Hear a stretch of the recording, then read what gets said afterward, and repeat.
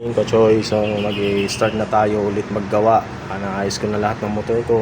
Nag-home service muna ako dito kay Ma'am Ann sa may Binondo. So ito, nalubog siya hanggang lagpas dito sa upuan niya. Yan. Dahil dito sa kabila na to is creek na po pala yan.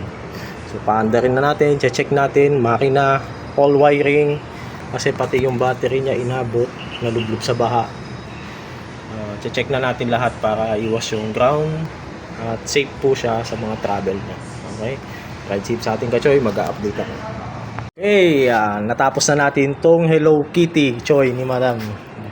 Hi Ma'am. Ayan, so ito yung nalubog ng baha nung bagyong Karina. So lubog to, papakita ko yung picture niya mamaya. Upload natin. So ginawa ko dito is refresh kami ng engine, tapos binago ko lahat ng wiring niya for safety kasi nalubog sa baha. Pinasok ng tubig yung ibang valve, tapos yung regulator niya nasira, hindi nagcha-charge. So ayan, nagawa natin, pinower up line ko with fast charging. Ito na siya ngayon. Ayan. 1K. Ayan. Pag nirev mo, makabot siya ng 14.7. Tapos naglagay na ako mga ilaw niya. Ayan.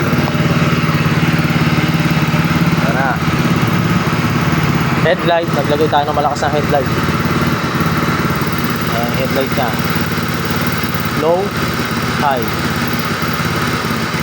Ayan, makalakas. So okay na ulit itong Choy ni Ma'am.